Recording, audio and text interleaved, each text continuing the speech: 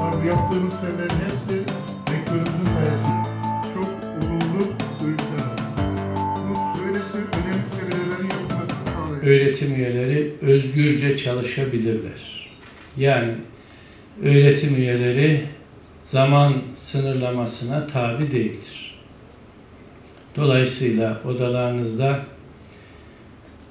çalışmaya 24 saat veya laboratuvarlı olanlar laboratuvarında 24 saat esasıyla çalışabilirler.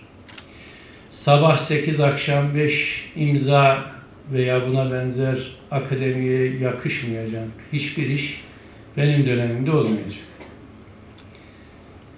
Biz onun yerine öğretim üyelerinden beklediğimiz performans farklı. Yeni anlayışa, yeni yapılanmaya uygun olarak hepinizden beklediğimiz en önemli şey kendimizi yenilemek.